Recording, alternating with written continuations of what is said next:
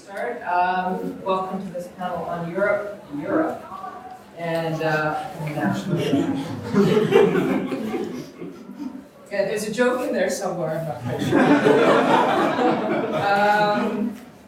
Somebody perhaps will explain it. I'm a bit slow that way. I'm Creet, I'm from the Department of English at York University, and I will be moderating with great pleasure. Sarah asked me to moderate this panel because I spent some time in Eastern Europe, enough to know that there are kinds of conflicts there about emerging nationalism and the emerging rights discourse that has, was suppressed essentially for the duration of communism and is a very complicated set of competing discourses at the moment. And I think all of the panels on this, all of the papers on this panel are going to point to implications of this notion of rights versus nationalism. So we will, we're missing one person on the panel. Leticia Sabsay is not coming from Italy, which is unfortunate, but she couldn't raise the money to come. So we will start, and I'll try and hold people to the 12 minutes as I think conference fatigue is setting in, and we have lots of really interesting stuff to hear. We'll start with, and by the way, people will come in and out. And if you want to leave to go to another panel, then just try and do so as quietly as possible. So we'll start with Darja Davydova from York University.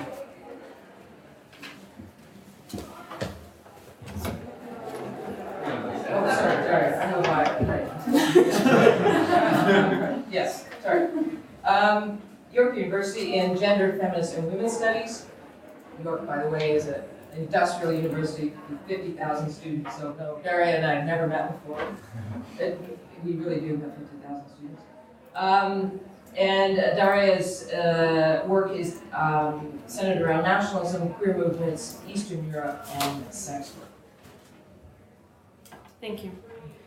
So what I'm talking about today is started as my way of thinking about this problem that has been emerging in Eastern Europe for quite a while now, and it's the ultranationalist or neo-Nazi movements that pop out in many different spaces there. And with this paper, I want to discuss the local practices of resistance to ultranationalism in Lithuania, and to distinguish these local practices from the discourse on human rights, equality, and neoliberal multiculturalism.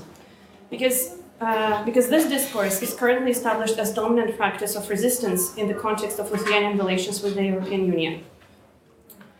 So my presentation focuses on the events that happened in public spaces of Lithuanian capital Vilnius on March 11th last year.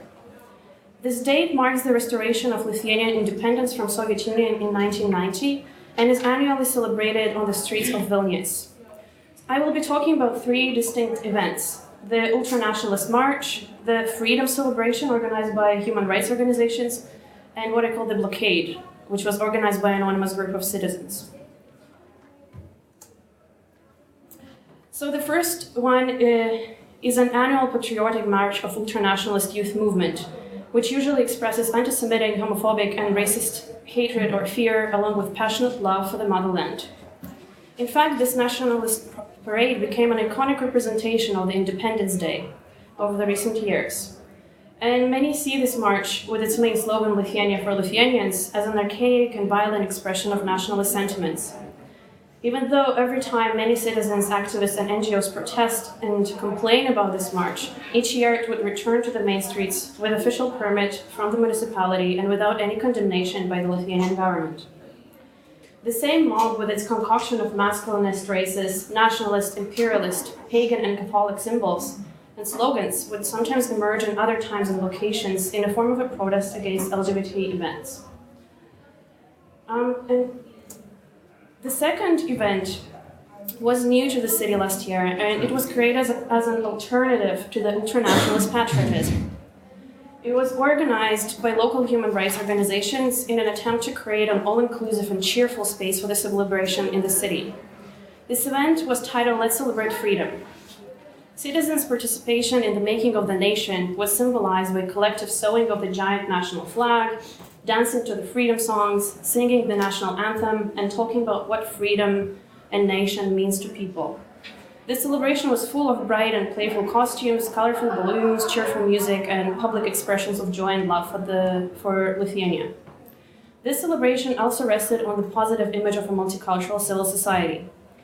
The welcoming of gays and lesbians into the nation was symbolized by the rainbow flag that you could spot here and there, and the inclusion of other cultures in quotes, was represented by a performance of 4 black men playing African drums on the public square.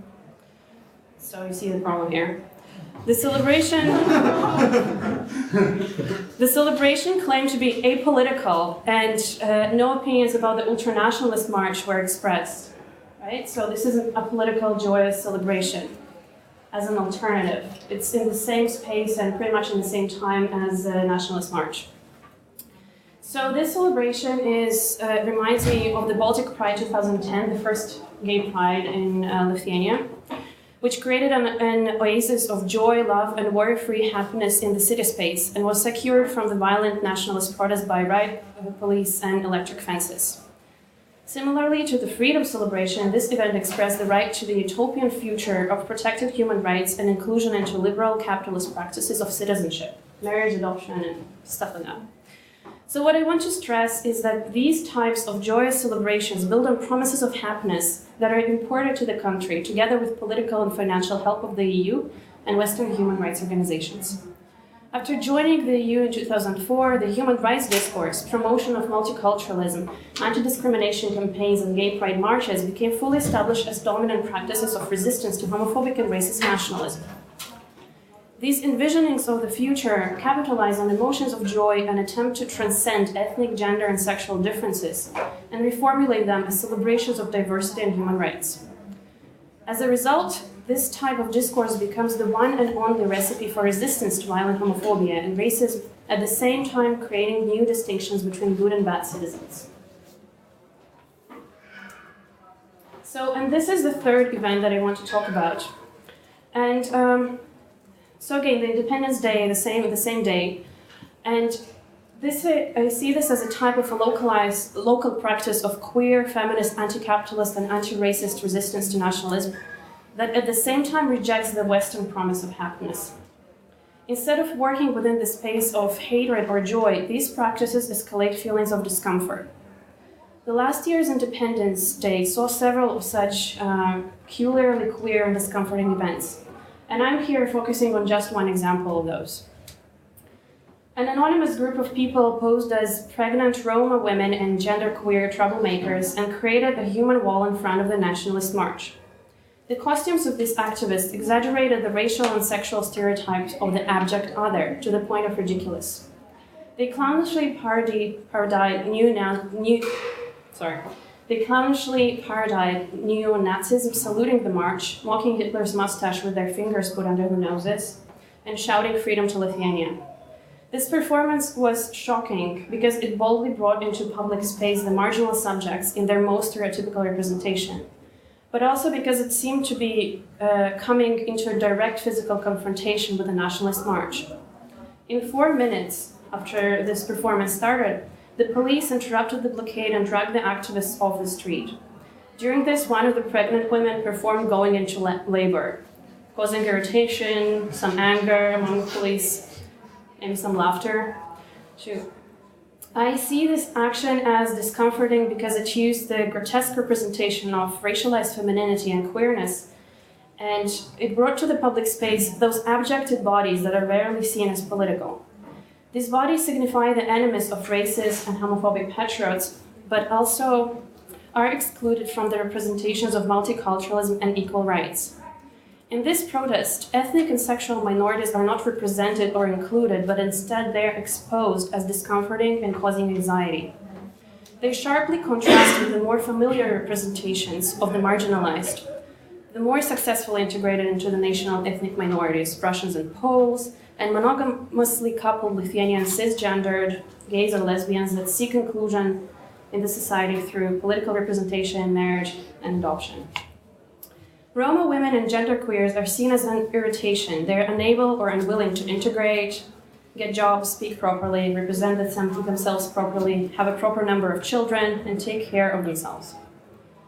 Both Roma people and genderqueers are seen as disposable in a capitalist and exploitative culture because they're not seen as productive, and they require changes within the political and social system. They're difficult to ignore because the discomfort is imprinted on their bodies, but at the same time they're mysterious and somewhat unintelligible. No wonder that they were not included into the project of happy multicultural nation building through the celebration of freedom.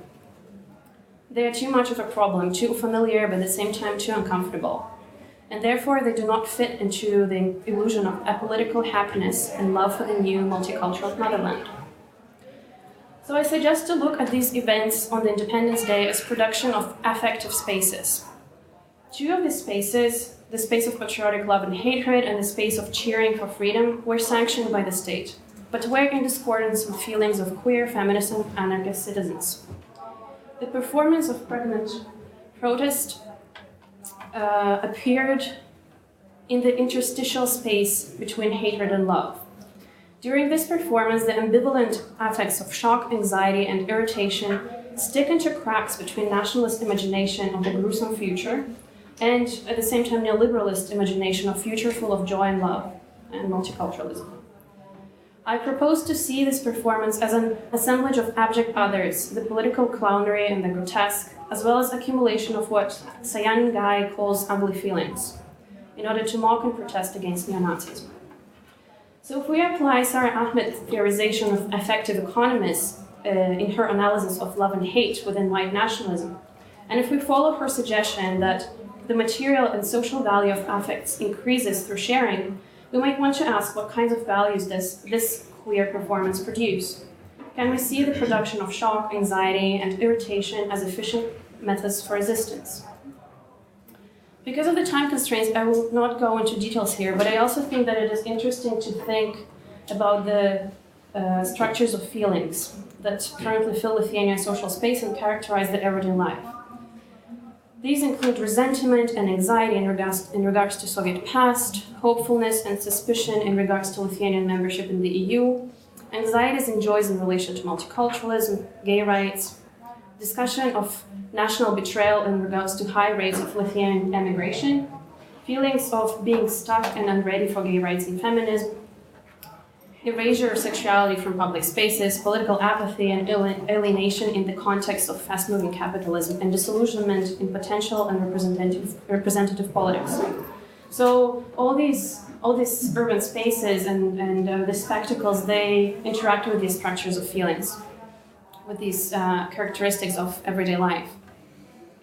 The ultranationalist march and the freedom celebration both engage with these structures of feelings, organizing them and proposing what one should feel about these issues. These dominant structures of feelings, however, do not accommodate feelings of those who do not fit within ultranationalist and neoliberal public spaces. Between dominant structures of feelings, we can find cracks in which anxiety, irritation, shock and apathy of racialized, queer, and anarchist subjects fall. For marginalized people who do not believe in the neoliberal capitalist utopia as an alternative to neo-Nazism, homophobia and racism, mobilizing around ambivalent, ugly feelings becomes a way to expose the rotten system, disrupt the dichotomy of bad and good types of citizens, bad and good types of love for the country, bad and good cultures. So this performance of a pregnant protest reminds me of the Public Feelings Project, an academic and cultural project of politically depressed, which was started in US academic, artistic, and activist circle. This project, according to Anne Svekovic, attempts to find out what kinds of activism can emerge out of exhaustion and feelings of being overwhelmed, out of never-ending political disappointments and failures of social justice movements and other grassroots initiatives in the neoliberal state.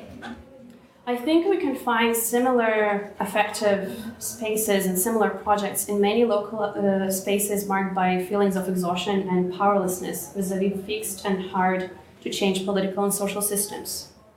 The same effective work happens when the Russian feminist punk rockers Pussy Riot stage their blasphemous and anti-Putin protest prayer in the main cathedral of Moscow, and then are arrested and spend years navigating ridiculous court systems.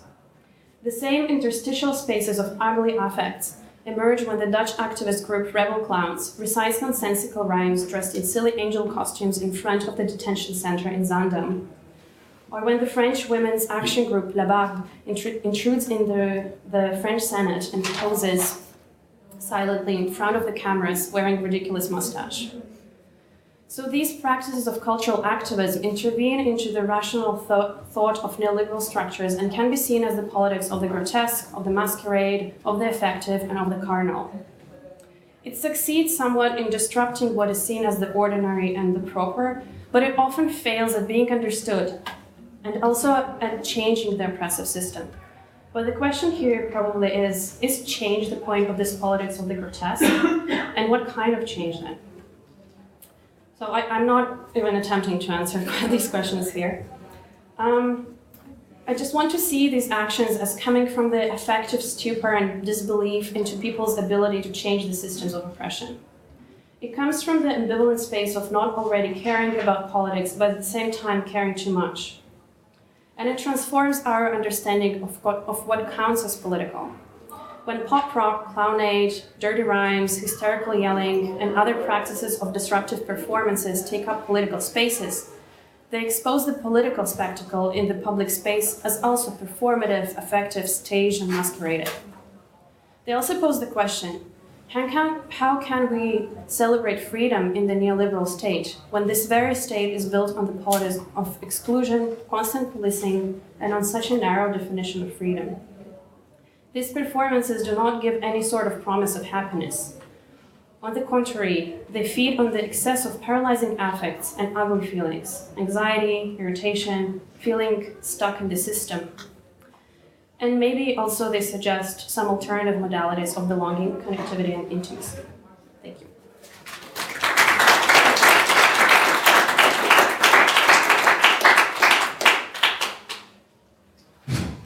Thank you very much. We will now have Weronika Rogula's papers. And Weronika is also from York's graduate program in Gender, Feminism, and Women's Studies. And her research focuses on LGBTQ struggles in Poland. Her work investigates the linkages between racialized sexual politics and nation building within a post-communist context, and interrogates conceptualizations of queerness within a nation-state that has yet to see an identity-based LGBTQ movement, and where Stonewall remains a common referent but empty signifier. I'm going to sit with the outlines. So Poland is bound and intertwined within contemporary political discourses, which portray it as backwards, homophobic, stuck, and staunchly Roman Catholic, where according to Łukasz Schulz, quote, gay men appeared after the fall of communism, lesbians always were and will always remain just friends, trans people are funny freaks in the entertainment business, and queers are, well, non-existent. Yet, as Kulpa notes, Poland is situated within times of post-communist transformations that see complex relations between nationalisms and LGBT, and I bracket here the Q, subjects. Polish nationalisms and heteronormative public spaces, which drawing upon Foucault and Puchar's work in Slovenia, I argue, function as a panoptic mechanism of power and are marked by instability. This instability has much to do with the fall of communism and EU accession, understood in a post-9/11 context, which demand that the state participate within regional as well as local power shifts.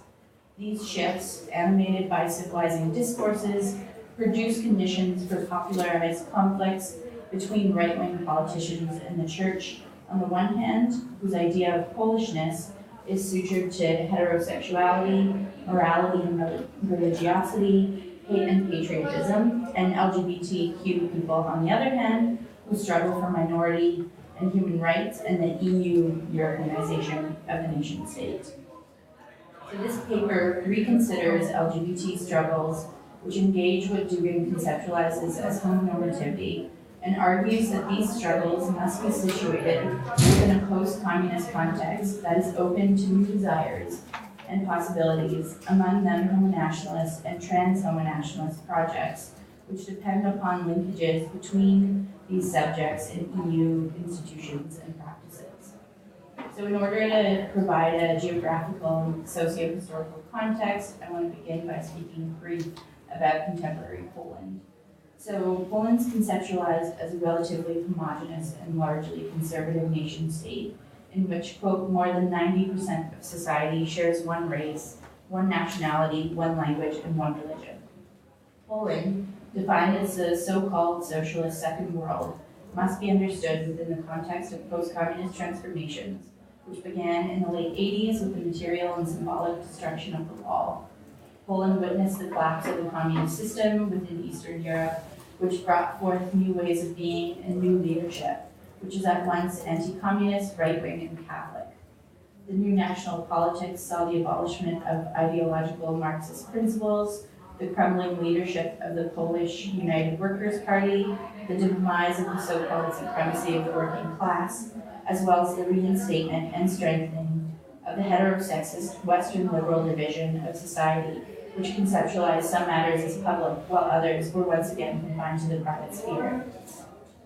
So according to Norman Davies, the sovereign nation was reinstated as the main legitimizing principle, and the former socialist order had gone. So Polish nationalism in times of post-communist transformations is marked by several factors which in no way form a complete list, but instead mark a temporal relationization.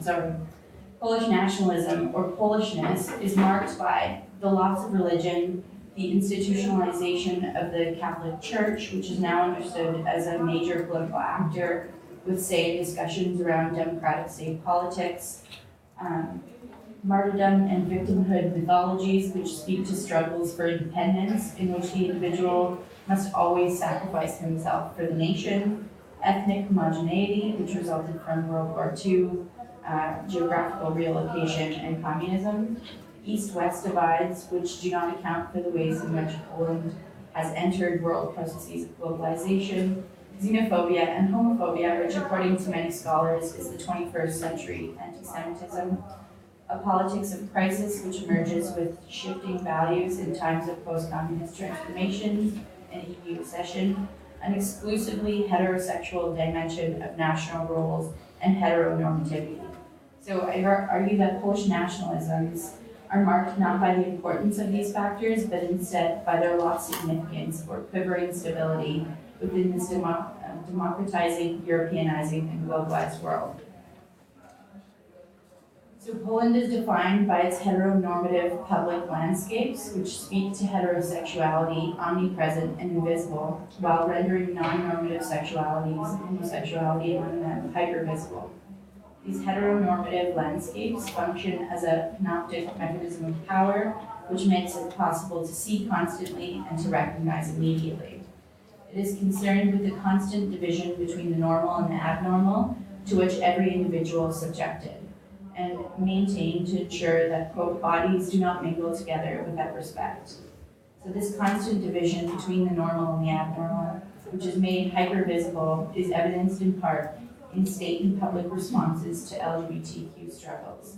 To provide some examples, the Let Them See Us campaign, which was a photographic exhibition and a billboard campaign documenting gay and lesbian couples holding hands in the streets of the nation, was destroyed after just 1 week. The billboards were taken down. The 2005 Warsaw Equality March was banned by then conservative Mayor Kaczynski, who later became president, and banned other marches. So the march was banned in order to protect, quote, the social security of Polish families. Sofia Pride was subjected to both neo-Nazi violence and police brutality, and most recently a paper mache rainbow arch speaking to LGBTQ inclusion and diversity was burned not once or twice, but 4 or 5 times. So such homophobic instances and their disregard by state and public bodies reinforce this heterosexist liberal division between the public and the private, establishing and preserving the heteronormativity of public spaces, which act as this panopticon surveying sexualities, normative and non-normative alike. So while Foucault's elucidation of Bentham's panopticon does not speak to homosexual bodies per se, I argue that these bodies may be taken up in relation to these discourses as they have been understood within historical and contemporary discourses as both abnormal and sick. So Polish heteronormative landscapes serve as this panopticon, which is concerned with the constant division between the normal and the abnormal, the heterosexual and the otherwise. This mechanism instills in everyone the notion that, quote, the gaze is alert everywhere, and creates an environment, invisible enclosures, in which LGBT people must engage in self-surveillance or risk homophobic discrimination and violence. It reinforces distinctions and divisions between the public and private sphere, as well as the heterosexual and homosexual individual, who must always remain in this private sphere in order to, quote, construct, control, discipline, confine, exclude, and suppress gender and sexual differences, preserving traditional patriarchal and heterosexist power structures. So the homosexual is understood to be abnormal and as such possible to see constantly and to recognize immediately, because visibility is a trap. Polish LGBT people navigate these landscapes and act to disturb this panoptic mechanism of power by challenging right-wing conceptions of Polishness and arguing that their sexualities and lived experiences must be made visible and included within conversations around Polish nationalisms. LGBTQ people disturb this mechanism by situating themselves at the center of debates concerning homosexuality and by taking to the streets in demonstration. So the Polish LGBTQ movement, which once occupied the shady margins of collective consciousness, the sphere of averted eyes and lowered voices, is now at the center of an increasingly polarized debate regarding Polish nationalisms and European futurities.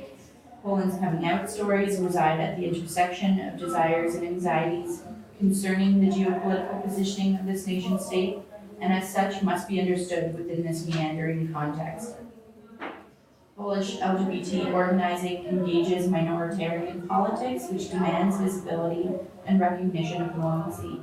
It is very much about a normalized homosexuality, which, quote, implies a political logic of tolerance and minority rights that does not challenge heterosexual dominance.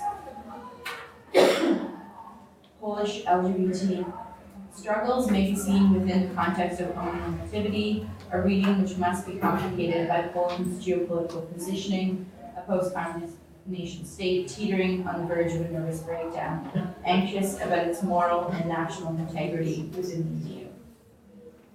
So Poland is within these times of post-communist transformations, and its future remains unknown. Polish nationalisms are pliable and as such work to uphold heteronormative public spaces which function as this panoptic mechanism of power, obsessed with creating a distinction between the normal, read here as heterosexual, and the abnormal, read here as homosexual. Polish nationalisms and heteronormative public spaces both function as a material and discursive battleground upon which struggles to define Polishness ensue. These struggles see right-wing and Catholic rhetoric on the one hand, which demands that Poland remain for Poles, not Europeans, and LGBTQ and European rhetoric on the other hand, that demands that Poland be for all, not just backwards Poles. So these LGBTQ struggles may be taken normative as they engage quote of politics that does not contest dominant heteronormative assumptions and institutions, but instead uphold and sustain them. These struggles deploy politics of visibility and assimilation, which is meant to showcase, quote, ordinary people and not the pedophiles or freaks seen within Western pride parades. And here I'm quoting a local gay activist. These struggles are a claim to heterosexual normalcy, which is embodied in the Let Them See Us campaign, a photograph exhibit which was meant to portray normal, gender, sex, conventional, and monogamous individualistic, privatized, depoliticized, and consumerist, as well as patriotic lesbian and gay couples. Polish LGBTQ politics, expressed through marches and newspaper debates, center on human rights and civil liberties, discourses, and demand that LGBTQ people receive minority rights, such as legal recognition of both same-sex partnership and rights, the right to marry, adopt, and shop, and discrimination based upon sexual orientation.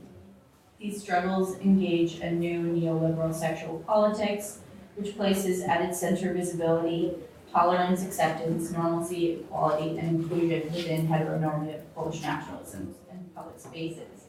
So my interest here is in complicating Polish LGBTQ struggles by decentering Western conceptualizations and considering the productivity of such a politics of visibility and assimilation. And it is also in understanding the ways in which local LGBTQ struggles are punctuated by transnational projects such as the EU's anti-immigrant and particularly anti-Muslim work around sexual modernity, which also delineates between quote, white but not quite, and the right kind of white bodies. Polish LGBTQ desires and resistances may adhere to a homonormative politics, but such conceptualizations must account for localized realities as well as their positioning within post-colonialist transformations while considering their own theoretical underpinnings. These Western conceptualizations must concede with the ways in which they internalize and deploy colonial logics and the impacts of such deployments within a nation-state which is anxious to move beyond its communist histories and accept its capitalist present and futures as an EU member state. Kumpa argues that Polish LGBTQ people may do well by embracing and even reappropriating nationalisms, LGBTQ co-optation of nationalisms, which may include reclamation and rewriting of history, can be employed in order to resist being swallowed by the nation-state. These conceptualizations must also take into account that homonormativity may never function as heteronormativity, and that there is no structure, I'm quoting here, for gay life, no matter how conservative or normalizing, that might compare with the institutions promoting existing heterosexual coupling. So Polish LGBTQ desires, possibilities, movements, and resistances may be deemed homonormative, but such naming serves to erase the particularities of Polish nationalisms and LGBTQ realities within a post-communist context shaped by the EU member nation state.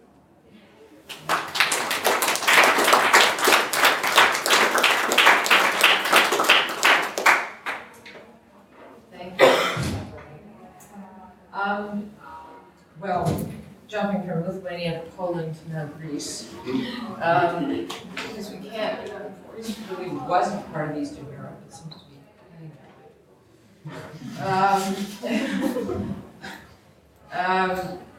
At any rate, I won't comment at this point.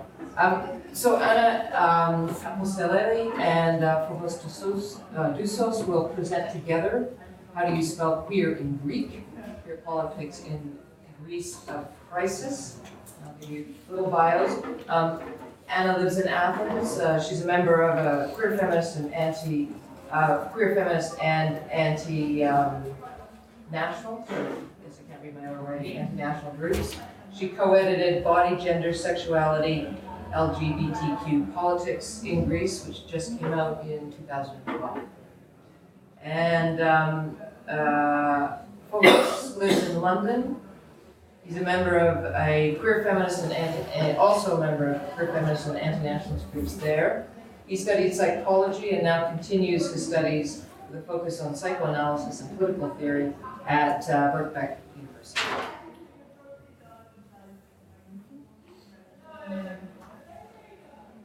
We prepared this paper. We will talk about our understanding and share our thoughts around the newly emerging tourism in Athens.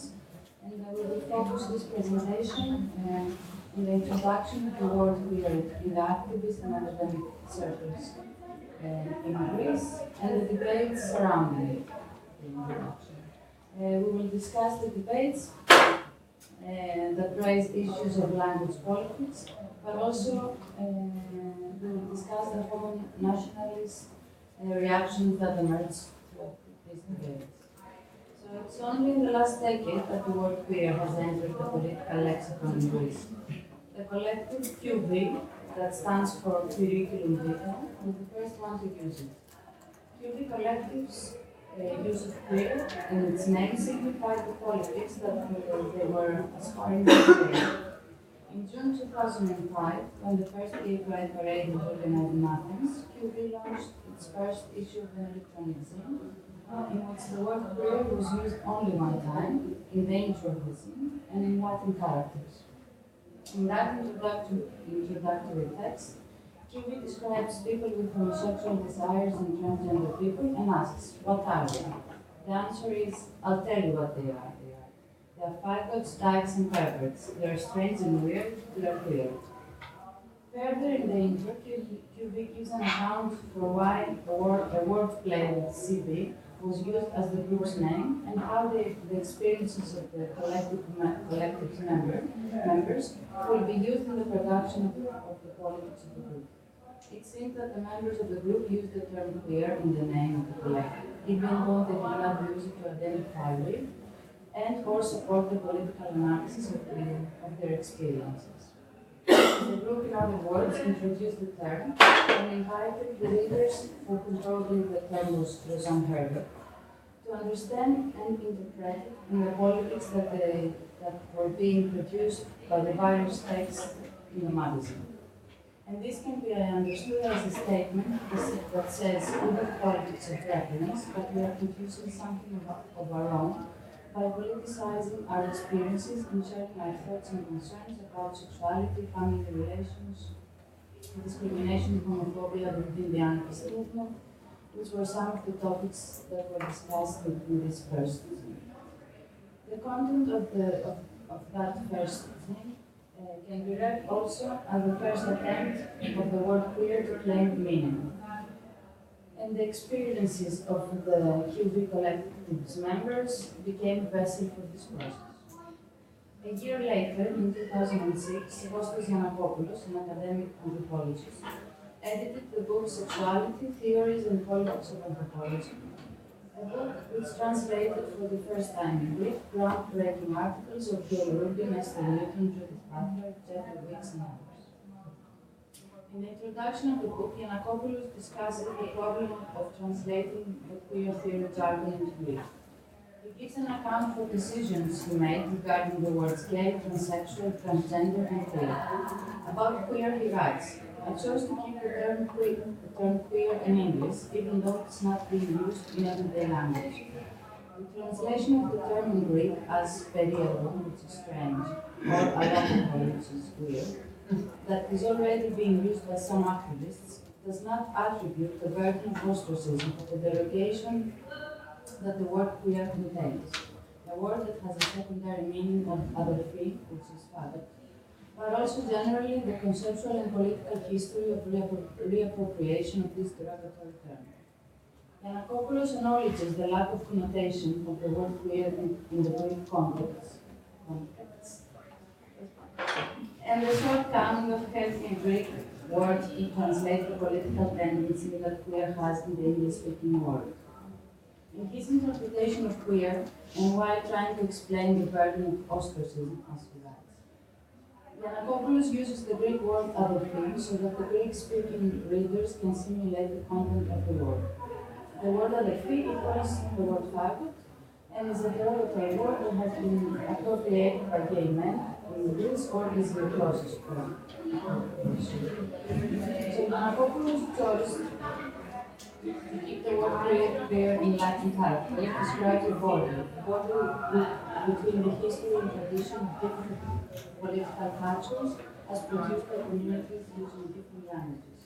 Queer in Latin characters has a meaning or research that shapes around the political culture produced in the English-speaking world. In both cases, activist and academic, queer first appeared in Latin characters in the Greek written. Since then, queer blended in the Greek language became a word used within the LGBT and activist movement and also in academic frameworks of anthropologists and sociologists. It found its Greek characters vain, but most importantly and interestingly, it became an abstract noun in the Greek language. It's not used as an adjective to give information about an object such as queer theory, queer politics, or queer person. In Greek, queer is used as abstract noun that signifies an ideology. It is used in similar ways that the word anarchy is being used to describe an ideology, but also a community of people committed to it. In its use in the Greek language, queer is similar to English, rather amorphous term and still emergent enough as to be vague and ill-defined, as Susanna Danilova argued. On the other hand, it is always linked to politics about gender and sexuality as power structures, to a politics that underlines an intersection between different power structures. Of course, the use of the word queer within these communities does not signal its introduction to the formal Greek language. For example, there are still no entries for it in Greek dictionaries or a page in Greek Wikipedia. And even among these communities that use the term, there is an open debate. The LGBT community has in various instances raised questions about queer being an academic trend and imported discourse with no links to the local LGBT history, and a word that tranquilizes internalized homophobia as it was never a hurtful or derogatory word in Greek. Yuval Nas, a writer and gay activist, in his recent article, Queer Package with No Content, characteristically states, if we choose the English word queer to identify ourselves, it's like wearing a mask that hides us and therefore protects us from the consequences of the radical uses of the word in English. And he continues, on the contrary, in Greek, the use of an English word abolishes every rupture or radicality in the activist level. The debate within the LGBT community is mainly a debate about queer as an English thus foreign word, and not about the meaning attached to it by the people who use it in Greek. The view according to which introducing or sharing words between languages should be avoided is based on the absurd notion that the native language remains stable continuously throughout the centuries and has a possible signifier corresponding to every conceivable experience. In this nationalist fantasy, we can conceptualize a native language as a detached, coherent, and complete closed system that somehow allows the possibility of an authentic expression. Authenticity is also linked to narratives of sexual and gender itself. Sexual desire and gender identity are supposedly elements of individual experience that originate from a physical within, and the way to express them should also come from an imaginary linguistic within. These narratives, nationalistic and essentialist, back up the argument against the against the use of the term queer. Words, whether we choose them or we are using them following a cultural imperative, are always constructed within certain power structures. And furthermore, there is always an impossibility in transferring lived experience within the domain of language, just as it is difficult to understand lived experience outside the domain of language. In this critique, we question the born this way narrative, in which we presumably come into the world with a defined essential self, and later we find the words to describe this reality. This account of the relation between language and experience, as physically matching one another, limits the creativity of self-production. Another explanation of this relation could conceptualize self as becoming possible only while facing the limitations of the social world, where embodied experience crashes upon the symbolic order. The argument that understands queer as a foreign word stripped from the history of reappropriation misrecognizes what politics should be claimed as valid LGBT politics. For this argument, reappropriating a hurtful word that stigmatized our experiences can be the best way to bring emancipatory liberation to our lives.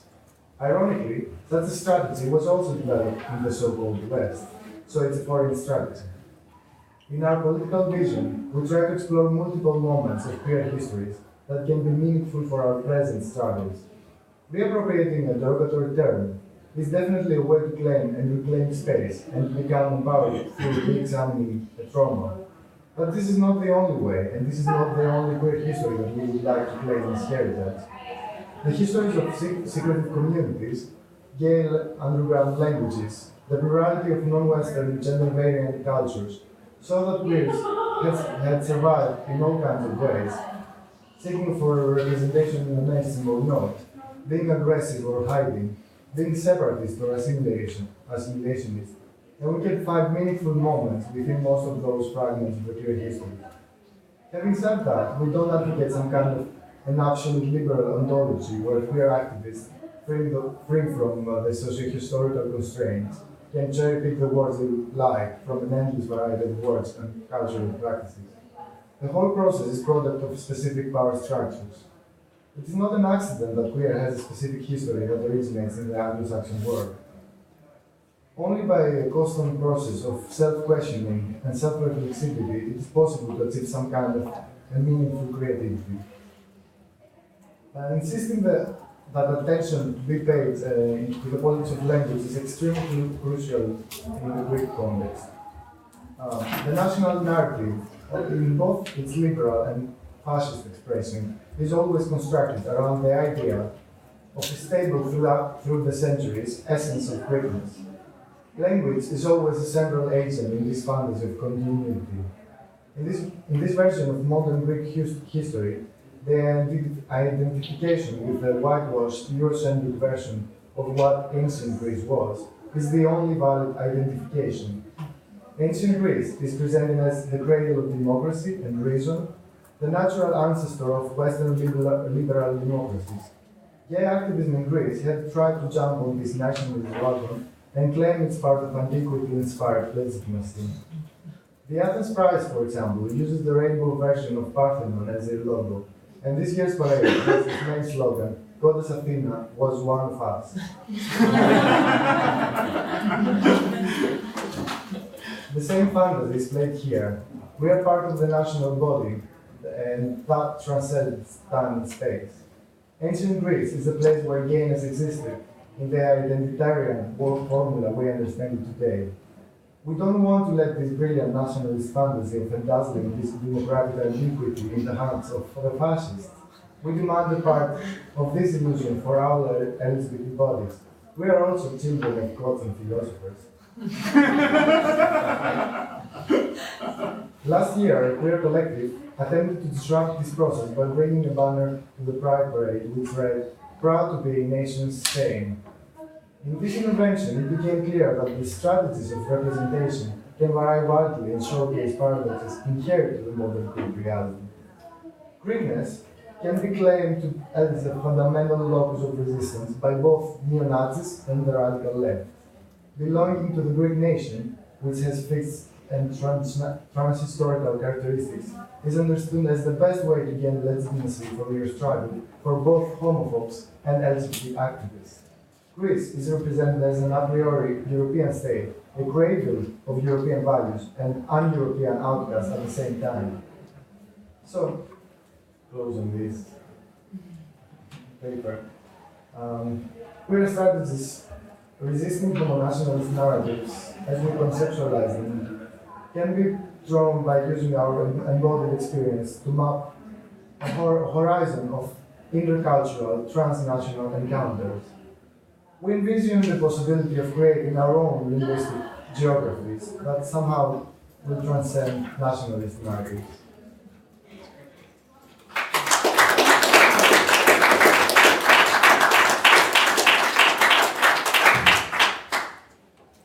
Thank you so much. Leticia Sabsay, better work, is a research associate at the Department of Politics and International Studies at the Open University in London. She's appointed to the European Research Council project, Citizenship After Orientalism. She's also a member of the Institute for Social Science Research at the University of Buenos Aires in Argentina, where she's an assistant professor, where she was an assistant professor at communications until she Shall I keep going? I'll just get Migrated to Europe. Oh, you migrated. Was that a good or I will. It's written, it's moved, but I migrated. You migrated. So her current, it's a nice. Yes. Her current research interrogates the liberal ontologies of the individual and the neoliberal trends for normalizing gender and sexual diversity within the sexual democratic turn at a transnational scale. I think what all of these papers have been about. She has 3 authored books, all published in Spanish: Judith Butler and the Dilemmas of Anti-Essentialism in Contemporary Feminist Theory, 2007, The Norms of Desire, Sexual Imagery and Communications, 2009, and Sexual Borders, Urban Space and Bodies in Citizenship, 2010.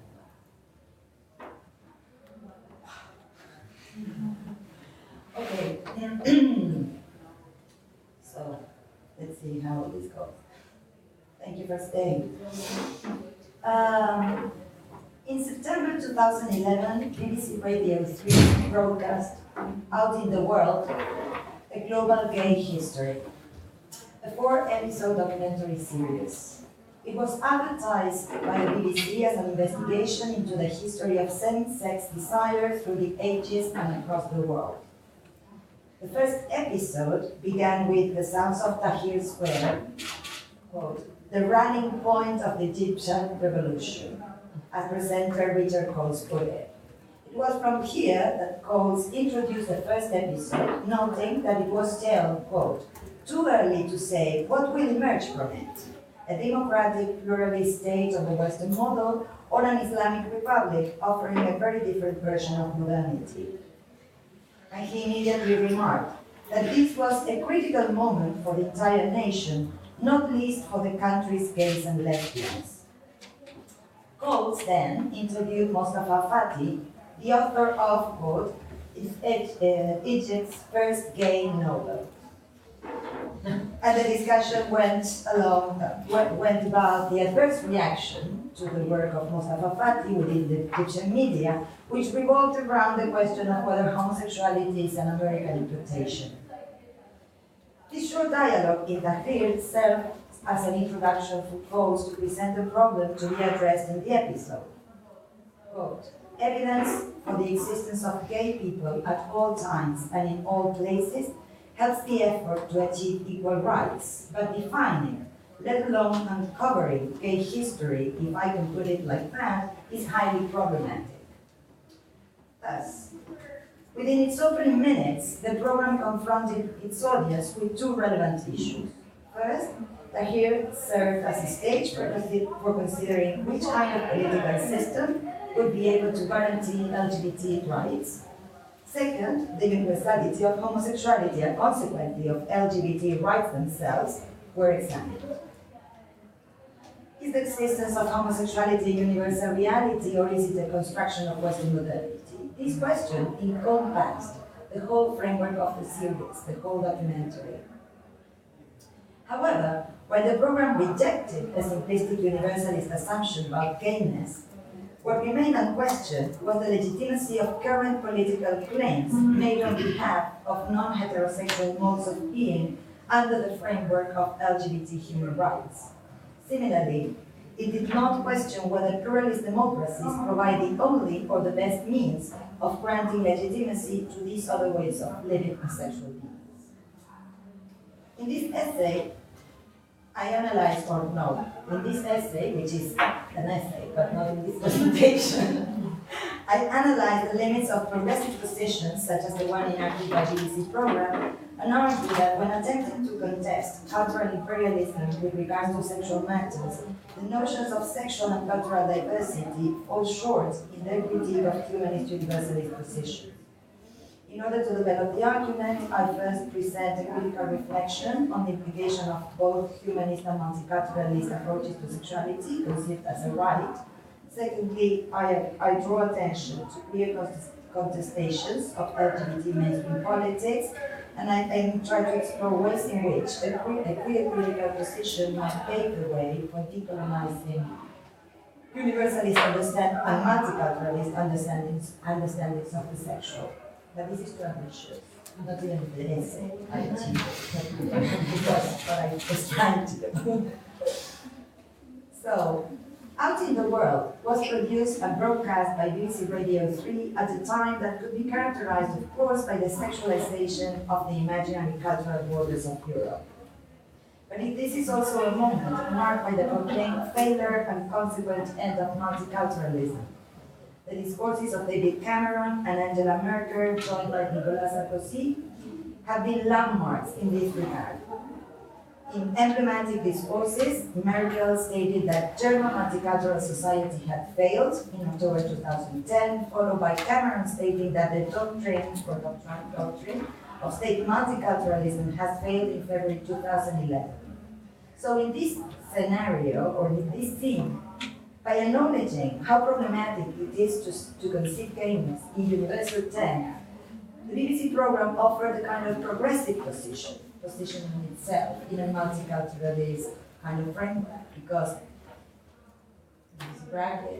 as much as the multiculturalist framework was pretty much criticized at the beginning of the 90s, let's say, for being liberal, the context of Northwestern Europe now, in that context, if you criticize multiculturalism, now you are conservative.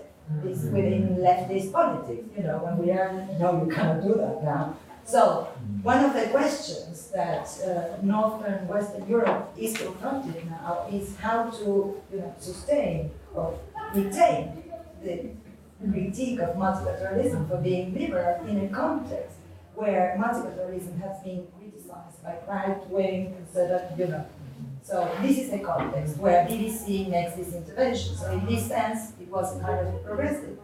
Yet, as the program acknowledged from the beginning, current global sexual politics are based on the assumption that it creates a universal experience. This assumption, as Paul stated, quote, helps the effort to achieve equal rights. However, for these politics of inclusion and recognition to make sense, it is assumed that there are normal or natural forms of being sexual, either hetero, homo, and to a lesser extent bi.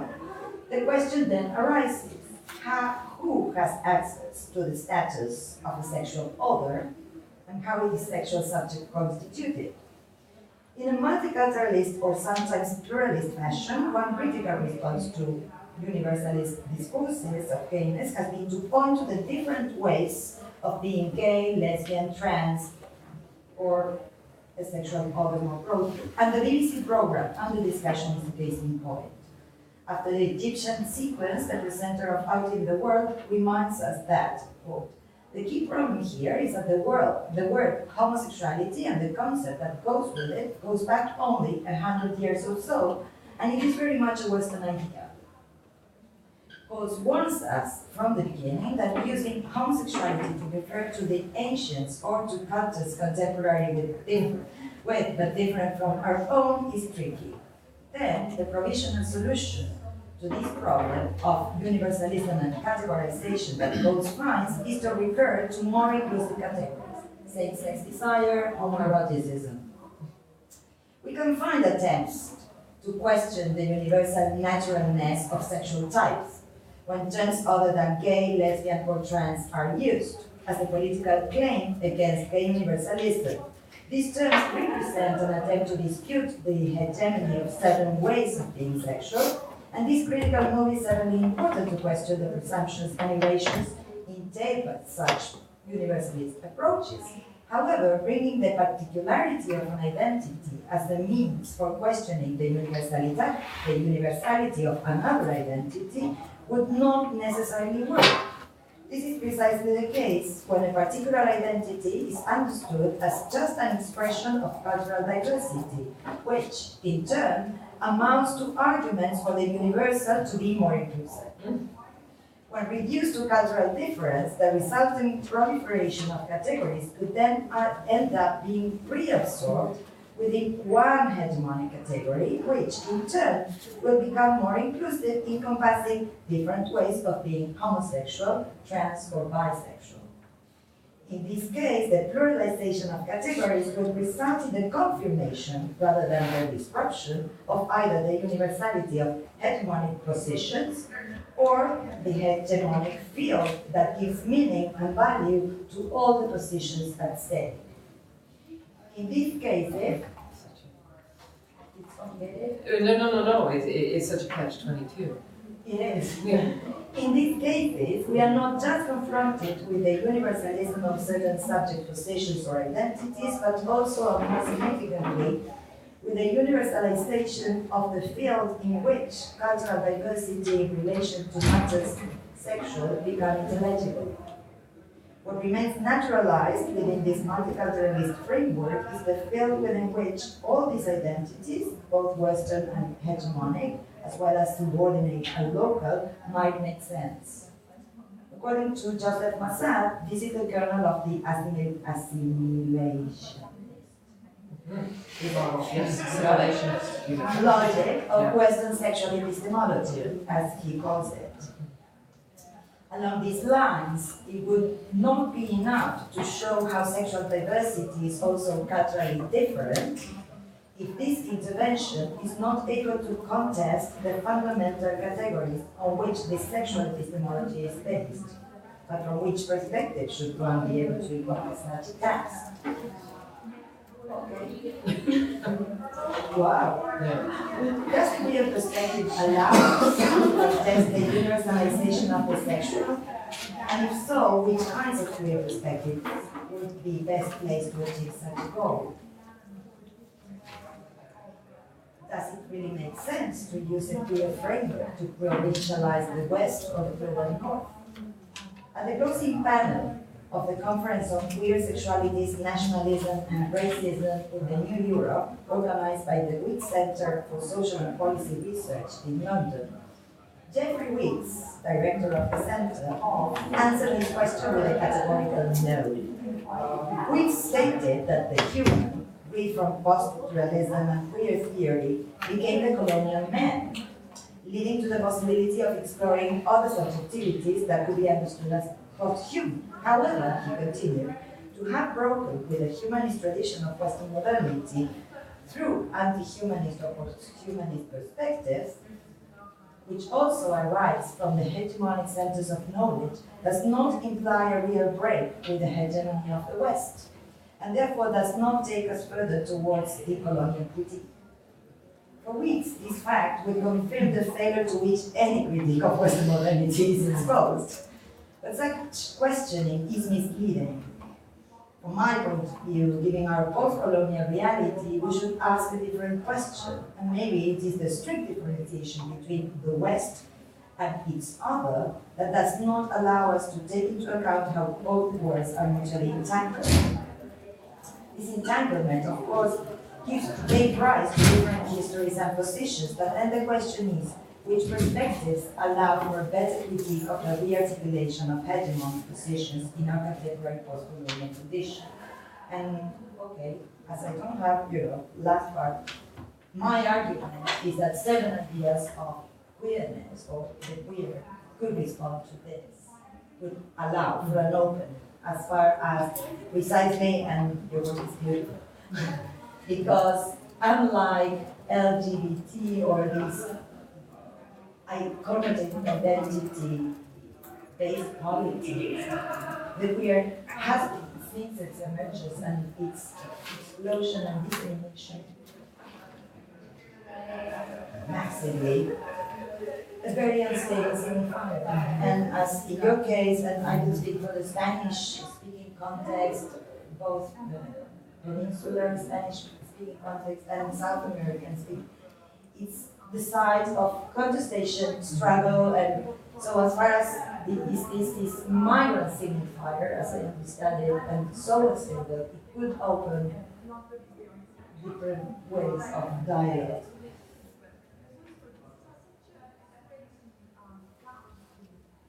Of course, well, I will finish talking, I won't go back reading.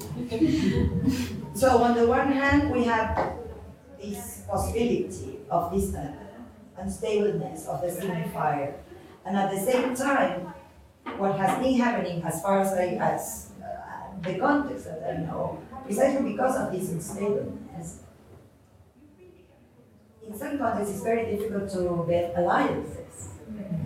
And what happens to me, when you go, or to all of us might happen, when we are in international forums or regional forums, the queer signifier travels or circulates, and sometimes it's extensive of gay and lesbian, sometimes it's a marker of imperialism or neoliberal politics, sometimes it marks quite the opposite.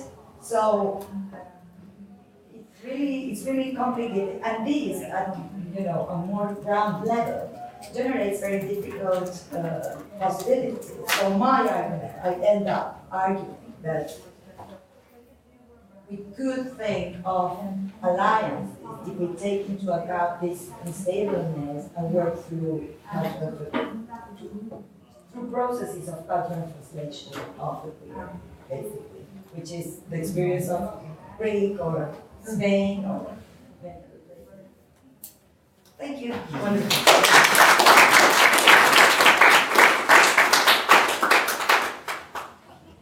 So we've reached our last panelist, Velina Manolova, is a PhD student in English here at Cuny, the Cuny Graduate Center, running a dissertation on queer critiques of liberalism in the works of 20th century American writers William Smith, James Baldwin, Maureen Hansberry, and Carson McCullers. She teaches literature and writing courses at the City College of New York.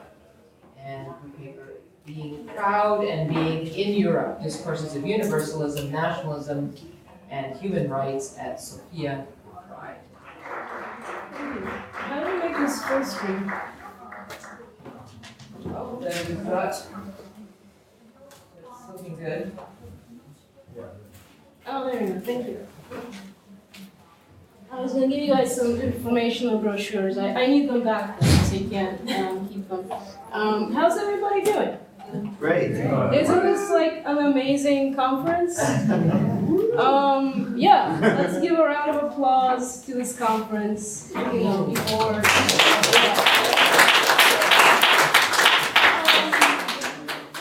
One announcement, actually, before I start. Yeah, I think you can hear me just fine.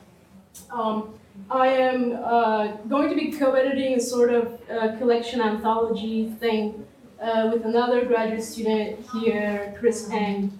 So you may have gotten a couple of emails from us.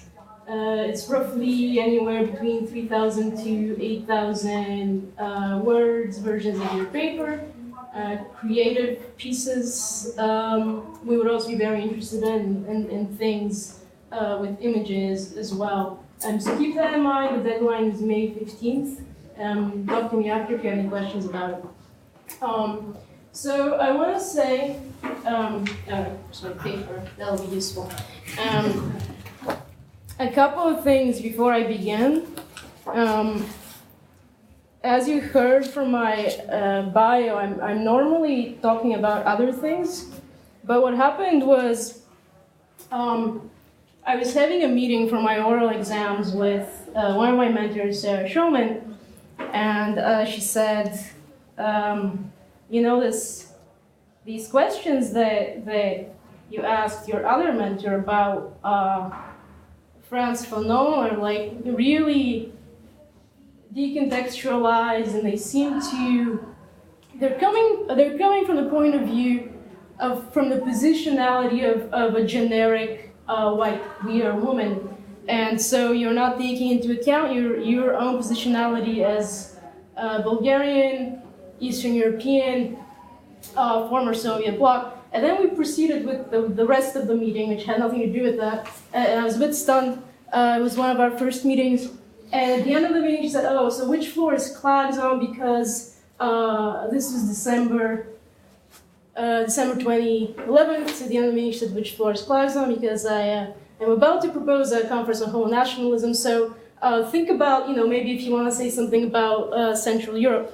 And I sat there, and because I'm paranoid, I decided that Sarah Shulman was telling me that I'm an example of the gentrification of the mind. So I decided to, thank her mentally for the free psychoanalysis. Had not been to Bulgaria, where I moved, where I left when I was 11, in about 8 years, and so decided that I should go, and visited in part on the occasion of the fifth annual Sofia Pride. So what you see actually is an image from there. It starts and ends at Soviet Army Memorial. So this is when the Soviets liberated us from the Germans in 1944. And we were then very liberated under the Soviets for another 45 years. And so I began on June 30th, 2012. The 5th annual Sofia Pride Parade was not only a milestone for Bulgarians' emerging LGBT movement, but also a testing ground for the nation's adherence to the European Union's purported cultural values and human rights standards concerning LGBT people. The best attended and most heavily policed Sofia Pride since its inauguration in 2008 featured speeches by a prominent German parliament member and gay rights advocate, as well as the British and US ambassadors, promoting social acceptance and equal legal rights for people of all sexual orientations and gender identities. Some of the event's organizers employed a similar universalist rhetoric, explaining on television talk shows that Pride is not a gay parade, as it is popularly called, but a celebration of the diversity of human identity. Pride, in other words, is for all who are proud of who they are. Arguably, this universalist rhetoric is somewhat paradoxical within a human rights framework that aims to adhere to specifically European conventions and standards. And so this is actually, oh wait, that's the wrong one. This is, again, this is sort of part of this Soviet Army Memorial Plaza. And so these are people, this guy with the hard hat over here has a banner saying, I take pride in human rights, and somebody's getting like a red card for their violations and more hard hats. Which I like because I think I'm kind of in conversation with these Soviet images of workers and comrades as well.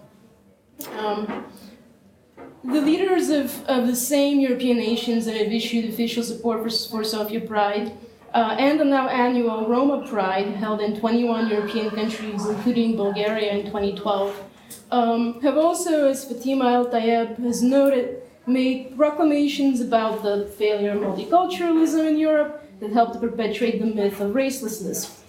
The organizers of the English word pride transliterated into the Cyrillic pride, that's what it looks like, as the title of the event and symbol of Bulgarian LGBT movement weds an internationalist and universalist discourse to an imported brand.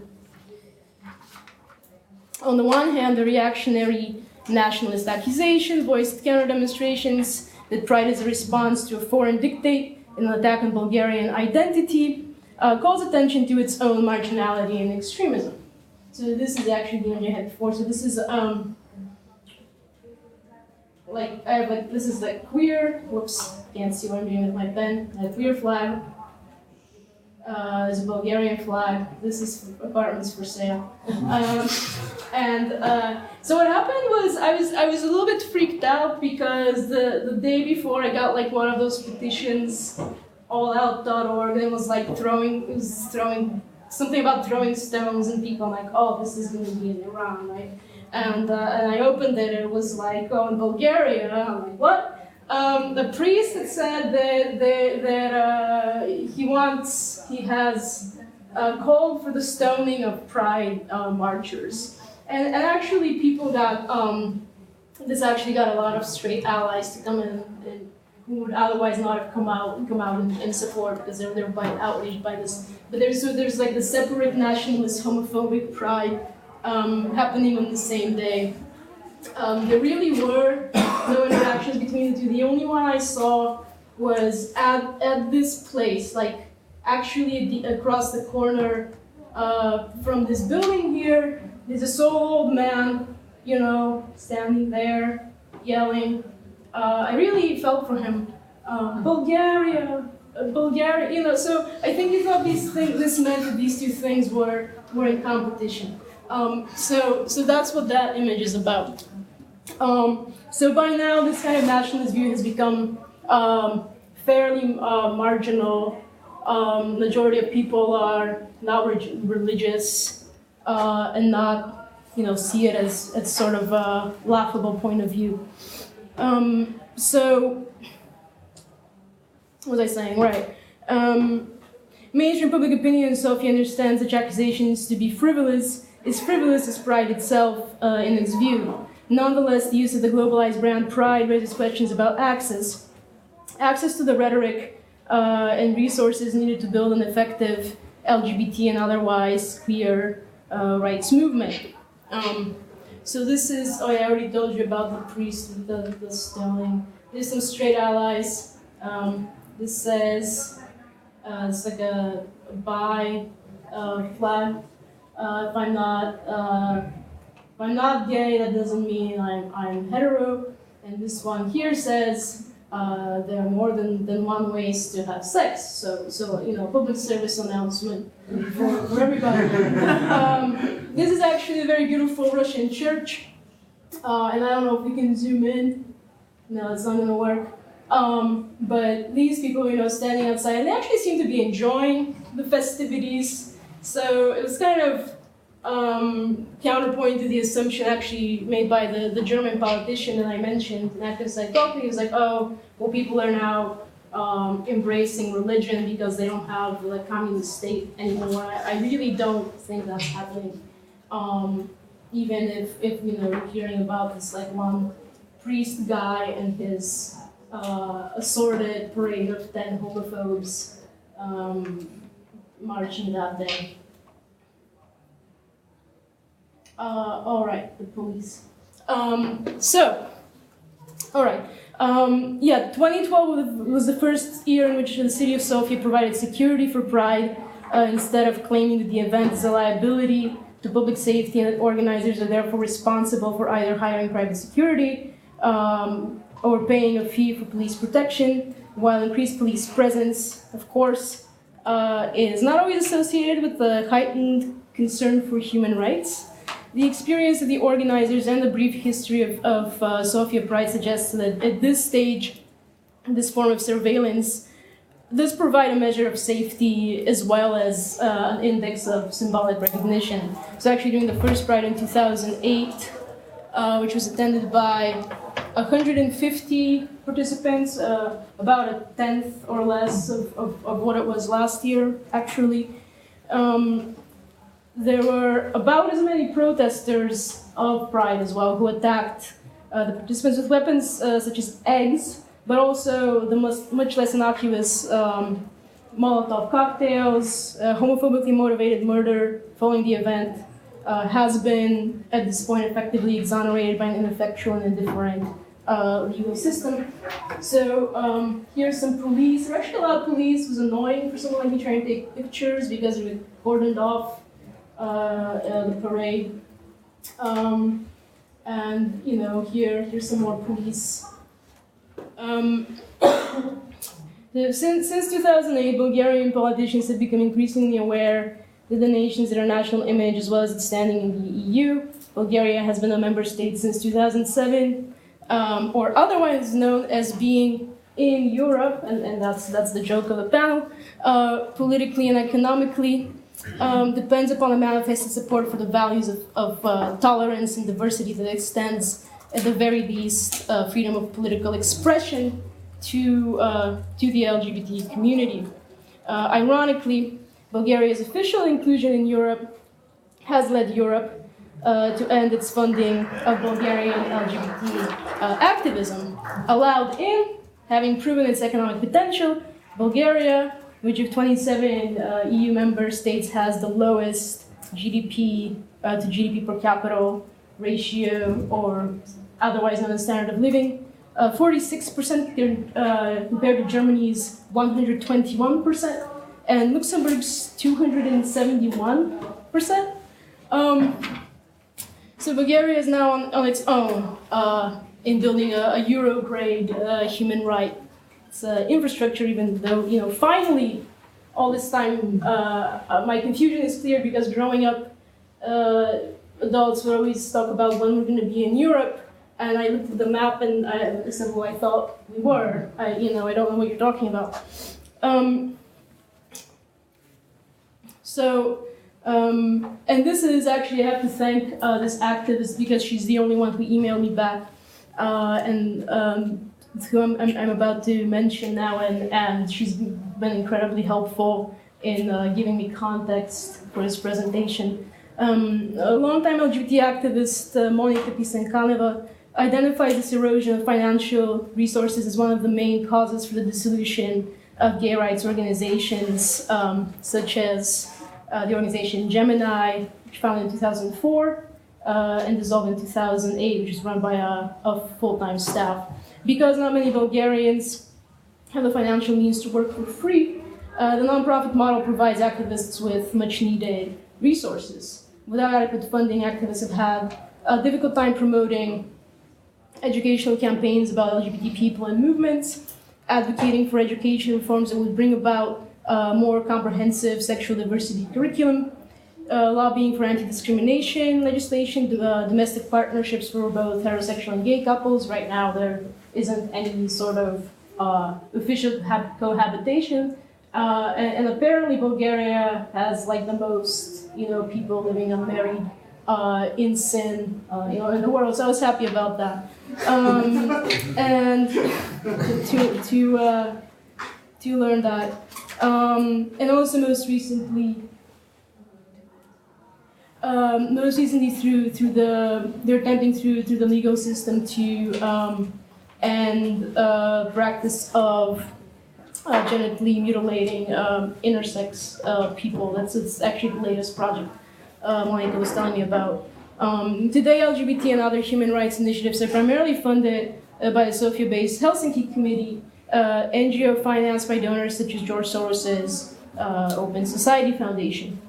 Strategically, visibility campaigns are a central focus for LGBT organizing in Bulgaria today. The majority of Sofia residents do not understand why Pride is necessary, and either shrug off the gay parade as a trivial event or wonder why the gays are parading themselves in the first place. So, here they are parading themselves, and the police, look at these gays parading themselves. This attitude is part of a larger indifference toward marginal people and their struggles that can in part be attributed to the legacy of state socialism and its erasure of individuality, sexual or otherwise. And as Monika wrote in her article, The Forbidden Fruit, Sexuality in Communist Bulgaria, quote, homosexual identities were not only unallowable, they were unthinkable because of a lack of public discourse on these matters. The only publicly allowable identity was of the worker. Quote, in some of the masterpieces of the Bulgarian socialist novel, sexual love was described as secondary of importance to the love of the party. While most women worked outside the home and also did the majority of domestic labor in the household, socialist realists out of the 1950s and 1960s represented them as primarily laborers, as strong and even stronger than men. A paradigmatic image of the woman as laborer in Bulgaria and other Eastern Bloc countries, of course, was that of a woman on a tractor. This is an image from Hungary. Few of the women who dared rebel against sanctioned forms of gender presentation embraced and performed the forbidden identities of the diva and whore. And while these gender presentations took on primarily heteronormative iterations and still do today, they have been queered in more contemporary media representations, and this is the very openly very gay Roma pop singer Aziz. And if you just Google him, you'll just find all these wonderful images. And he's one of the most popular singers and performers of Bulgaria today, also probably the most transgressive, performs either in drag, without much clothing on, very gender-bending sort of figure. He is actually with a rapper named Stata, which means the mouth, which is interesting. Here's another one. And here's a slightly different representation. So he really, you can see performs all kinds of roles. From diva to leather daddy, Aziz's gender presentation has been varied and never predictable. In more recent years, he has somewhat disappointingly, I think, gotten in touch with his more homonormative alter ego. Here he is at his mock gay wedding. He was partners since 2006. But given that Aziz has been made palatable to the macho gaze by being thought of as a woman in a man's body, perhaps the refusal of the bridal dress, while keeping sort of colors and flowers, is also somewhat transgressive. I feel, though, that Aziz still resists homonormative cooptation, and his more recent role as a talk show host, he is, this is hardly a butch presentation, even if slightly more conventional. So I'm out of time. What I wanted to say was, it is important. I think visibility is important in Bulgaria at this stage of the movement, and people are much more interested in media figures and things like vigilante appropriations of Soviet monuments, even if they're not clear, than what the American ambassador or whoever is going to say. This doesn't step with the times. This says we are all Pussy Riot. So this memorial really has become this sort of site of appropriation and protest. Thank you.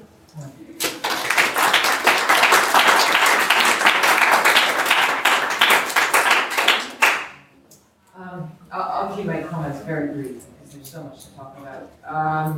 And I think it's quite clear emerging out of these papers that the question of exposure, in a set of contradictions, the question of exposure versus visibility, the necessity of visibility, this ambivalence that seems to run all the way from country to country throughout Europe, and it doesn't seem to matter whether it's in the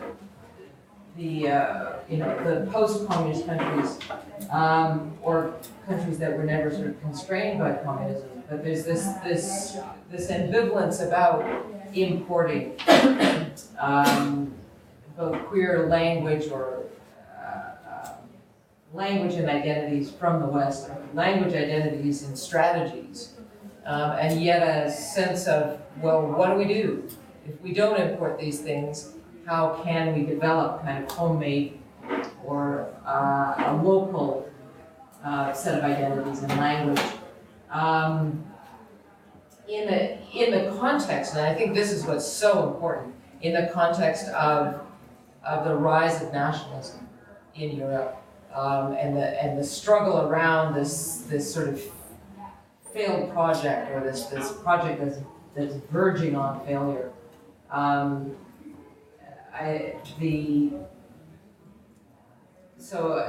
Again, this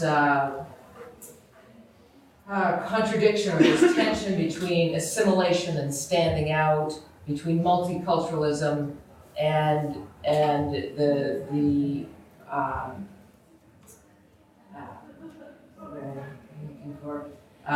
individualism of each kind of group, whether they be social, ethnic, racial, or sexual groups, and tensions within the need for the defining of boundaries of each country, both post-communism and in the face of the sort of decline of the European Union. I think it's a fascinating set of really complex sort of locations and languages, and I want to thank this panel for doing a superb job of articulating these problems. I would say one thing though, I think satire, be it grotesque or otherwise, is perhaps the most potent form of political visibility. And I would encourage it, even if it disgusts people. I think and that in satire itself, I think is a way of localizing discourse because it's always in relation to political contexts. So that may be a strategy that may work no matter where. Questions or discussion amongst each other? You have much to say to each other. Thank you so much for stressing the importance of like the Anglo-American genealogy of queer, because I think so much more work needs to be done, especially in Europe.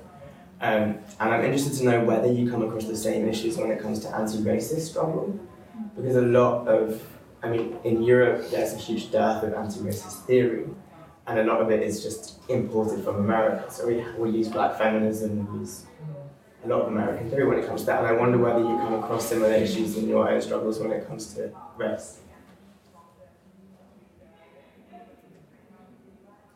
Anybody can answer that? Does the question make sense? It makes too much.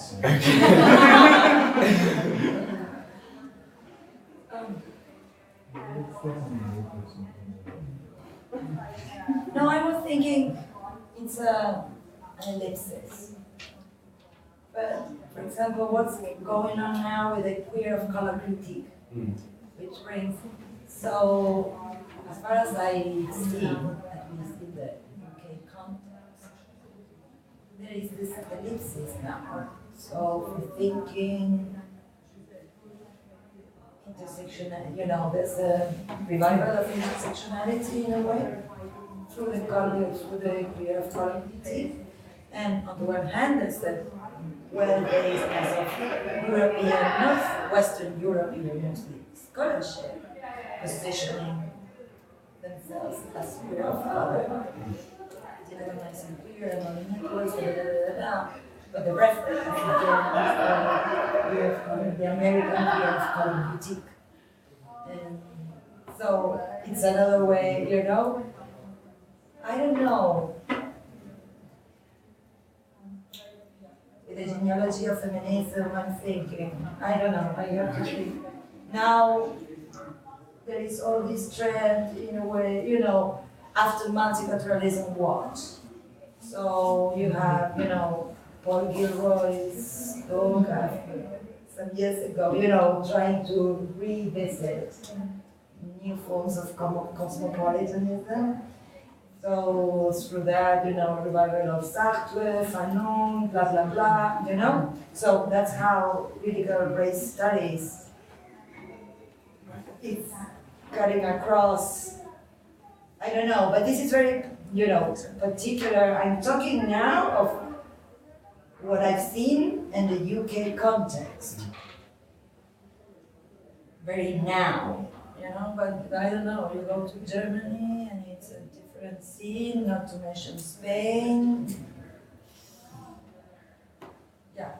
I feel the more useful critique of color in Europe is coming from Middle Eastern and North African scholars. I think that makes a lot more sense than probably the American.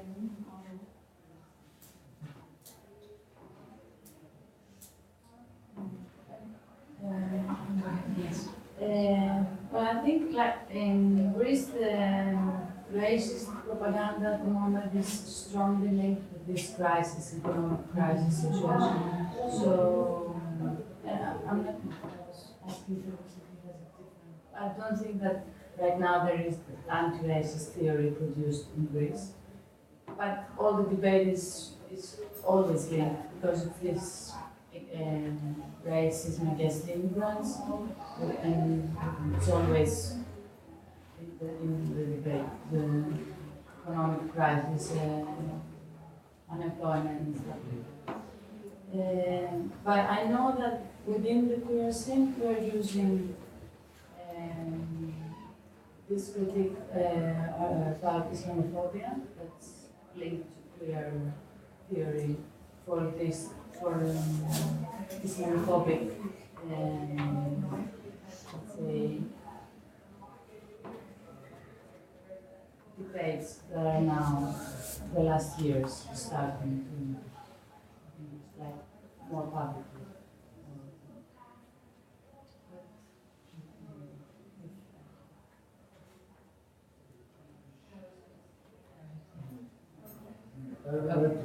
Would you like to answer? Sure. Yeah. So, the way we pose this question might create new problems or give some solutions, because if we are looking for some kind of authentic theory that's like relativized, then we are maybe missing the point. But if we are trying to find ways to translate meaningfully without like leaving behind embodied realities, then we can build on alliances.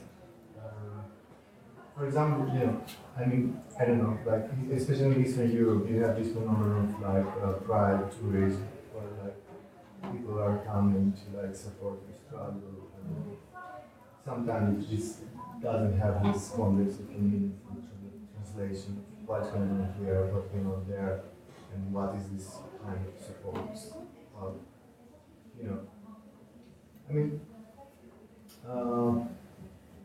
For example, when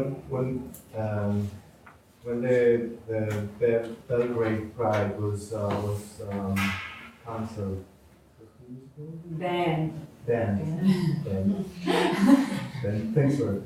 2009. I mean, in Athens, collective decided to organize some kind of solidarity march to the Serbian embassy. But there was a big, why did we do that? Did we want to like liberate these people, or we wanted to see the common roots of the homophobia in the context and how the Greek Orthodox Church and the Serbian Orthodox Church institutionally promote homophobia and how these experiences are linked and can produce a meaningful dialogue. So, there are many ways to do it. And of course, throughout the relationship that the activist communities in the two cities have developed through the years, and not by imagining how difficult might be there, people from the collective community develop some kind of long-term dialogue.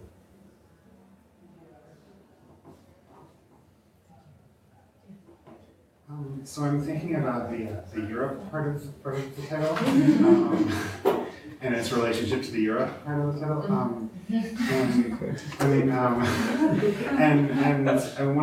of the things that I keep coming back to and thinking about Deepak Chakrabarty's potentializing Europe and the notion of the Europe that is normalized in power relations in the post-colony, as the origin of modernity and something that is delocalized in everyday power relations. And I'm thinking about, coming from, being in the settler colony of the United States to looking back, looking towards Europe, there's sort of this interesting, because when we talk about colonialism and multiculturalism in the United States as a settler colony, it's very different. Because in Europe signifies the origin point of that colonization.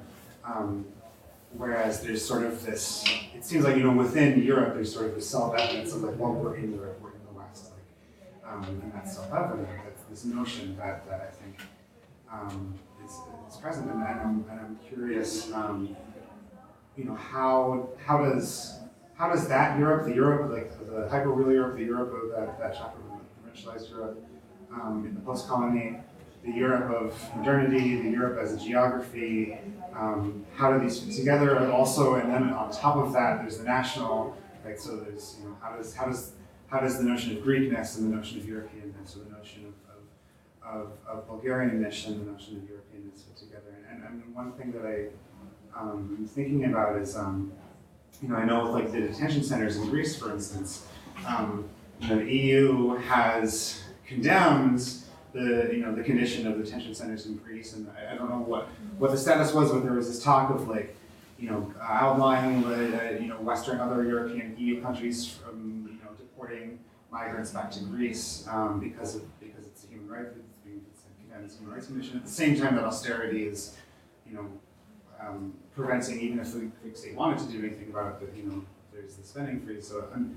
just thinking about how that kind of Europe gets invoked, and I have seen at least interviews with migrants in Greece, this invocation of like Europeanness is like it's supposed to be better. Why is it so shitty here? Like this is Europe, it's supposed to be better, and this is we came to get to Europe, So there's this Europe, this idea of like things are going to be better for us if we get to Europe, and I'm sort of curious how some of the different ways that these different kinds of threads and these different geographical imaginaries are sort of all combining it. And then to even further complicated, there's also this dialectic that you're talking about between the neoliberal and the neo-fascist.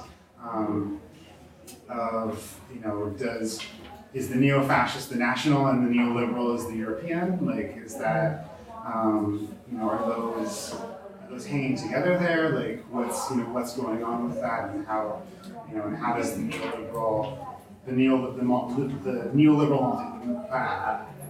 multiculturalist hang together with austerity? Sorry, that's too many things. Maybe one person each. I mean, I feel like Europe is a little bit like your parents when you go to college and finally have to unfortunate. If you give your money and just like not ask questions, that you do your own thing. But so because it doesn't actually, when it's called upon for intervention, it doesn't actually do anything. It's completely symbolic authority. The Helsinki committee in Sofia, they said their biggest victory for last year was that the human rights court in Strasbourg said you can't displace these Roma people off of the public land that they're living in, and subsequently then the European tribunal, whatever it is, in Luxembourg said, okay, good, that's nice, but actually Strasbourg isn't a real court. You can't. This isn't enforceable. It has no teeth. So it's a joke. It's sort of like this, charade or Europe stands for human rights, but it's not. It doesn't do anything. So that's how I see Europeanness as kind of like coming back to my presentation, my idea of taking this as a part of feelings and affect. I think that Europeanness is, as an idea, it gives people or a movement within the country a specific set of values or feelings or ideas of how to feel about themselves and how to feel about the future. So it gives a set of dreams, aspirations, and it's also because it is a post-something space, post-communist, post-Soviet, post-bad things space. And it's always a space of transition, and so it's this move towards the good, towards the Europe. So I really like how you phrased your question in terms of is neoliberal European, is neo-fascist national? It is, because even if you don't want it to be, but it is how the sets of symbols and feelings collapse into this idea of what is national, what is European. And then this is what I was also trying to talk about, is that when we don't want this divide, when we don't want to see neoliberal as European and fascist as national, when we want to kind of collapse and destroy both or take both, then it is discomforting, it is uneasy, and then you see these people for whom neither is good, neither it describes them, neither helps them to create their own dreams or aspirations or way of feeling about the constant state of chaos that they are in. So, in those spaces there is a collapse of this dichotomy, but it is unsettling for what is happening in the country. Okay, so I think in Poland there are debates and this positioning of a really dichotomous debate between Polishness and Europeanness. And Polishness is often read as like traditional, religious, nuclear, heterosexual. Europeanness is read as sexually modern and progressive, and even within LGBTQ communities, many people understand themselves as European and not as Polish, even though they demand to be situated within conversations around Polish nationalisms. Many people see themselves as very separate from Poland. And I think I like what you were saying about neo-fascism and neoliberalism. And I think what I'm going to attempt to do is talk about how this distinction of the nationalists as neo-fascists and is collapsed. And what I'm trying to, how I'm going to do that is by linking, or speaking about the linkages between LGBTQ people and EU migration policies that also talking about the ways in which there are distinctions between white and not white, just white and not bodies.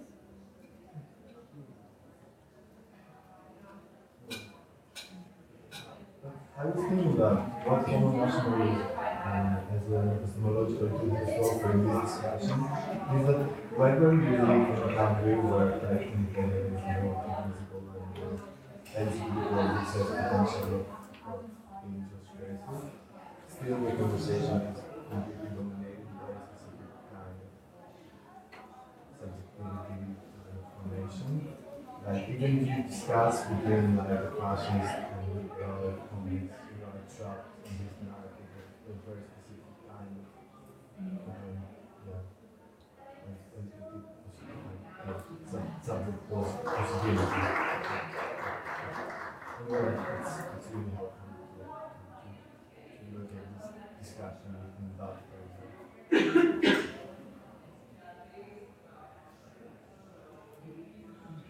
No, is there another anything else you address?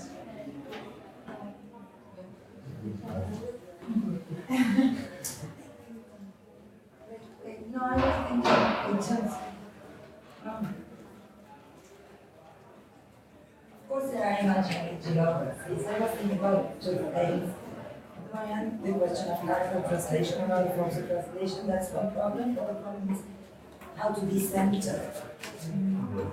Because, one says that, everything sounds pretty, but the problem is what you addressed.